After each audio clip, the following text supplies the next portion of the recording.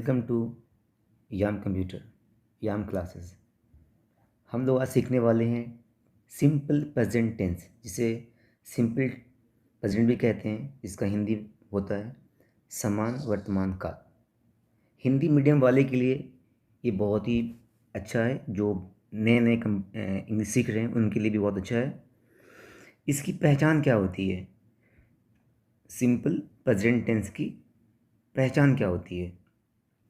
इसकी पहचान है कि इसके मुख्य क्रिया के अंत में, मतलब सेंटेंस के जो लास्ट में वर्ब रहता है, उस वर्ब के अंत में ता, ती है, ते है, ती है, ते है, ती है इत्यादि रहता है।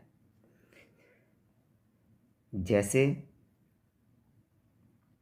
इसका जो पैटर्न है ये ऐसा कुछ है। मैं जाता हूँ, मैं नहीं जाता हूँ, वह जाता है, अंत में ता है लगा रहता है या ता हूँ। इसका पैटर्न है कुछ ऐसा है अफर्मेटिव का, कि सब्जेक्ट के बाद दोगे वर्ड में एस और ईएस लगाओगे प्लस ऑब्जेक्ट। एस और ईएस क्या है इसके बारे में हम लोग नीचे पढ़ेंगे अभी। नेगेटिव, सब्जेक्ट के बाद डू या does plus not plus verb one plus object. जैसे मैं नहीं जानता हूँ तो आई डोंट गो। आप डू नॉट ही कह सकते हो, डोंट भी बोल सकते हो। इंट्रोगेटिव, जो शुरू होता है क्या से, क्या वह जाता है तो डज ही गो। इसका जो पैटर्न है वो ऐसा होगा, डू और डज के बाद सब्जेक्ट दोगे फिर verb one plus object. Negative interrogative, do does plus subject plus not plus verb one plus object.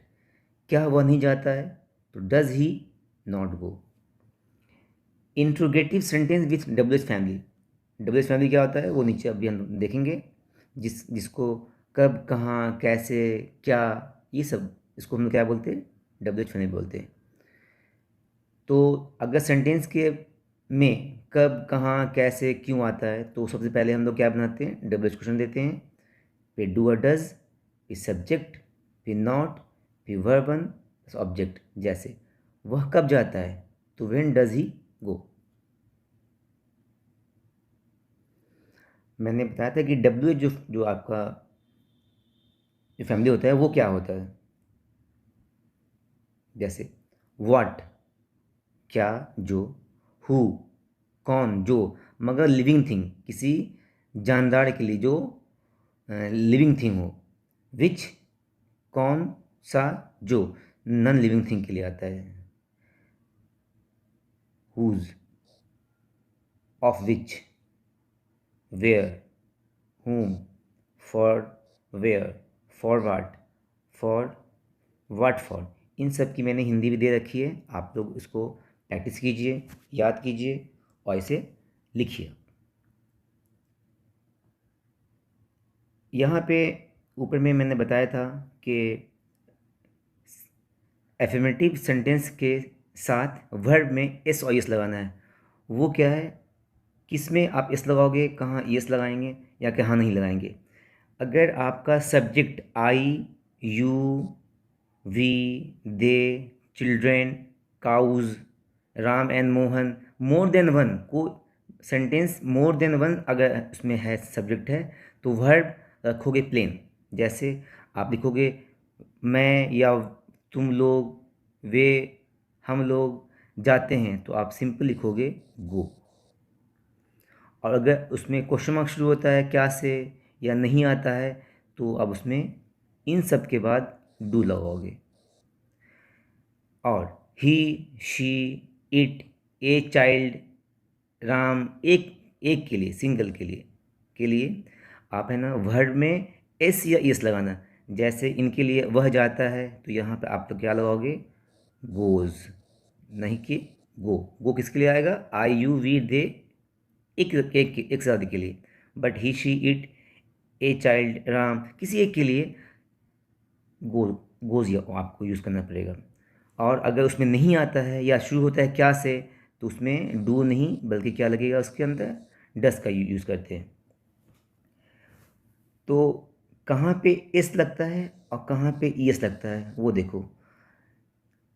अगर जिस वर्ड के एंड में लास्ट में लेटर ओ आता है या सी एच आता है या एस एच आता है या टी एच या डबल एस जी एच या जेड, उस वर्ड के लास्ट में हम क्या लगाते हैं, ई एस लगाते हैं। जैसे जैसे लिखा मैंने अभी, गो होता है तो उसमें क्या लगाते हैं, हम लगाते हैं गोज लगाते हैं। मैच अगर लिखा होता है, मैच MATCH, तो उसमें क्या लगाते हैं हम लोग, यस लगाते हैं।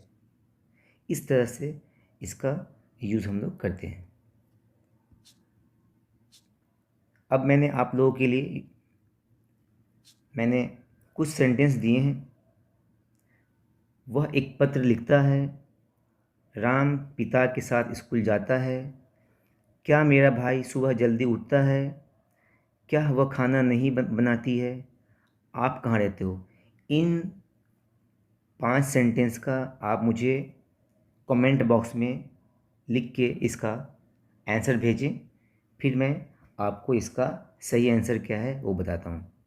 तो अगर आपको ये वीडियो अच्छा लगता हो तो प्लीज़ इसे लाइक करें और मेरे चैनल को सब्सक्राइब करें और इसे ध्यान से पढ़ें। अगर एक बार में समझ में नहीं आता है तो आप 2 बार 3 बार में समझें। मेन आपका जो पैटर्न है वो ये, इसे याद याद करें, फिर आप everything is okay. Thank you.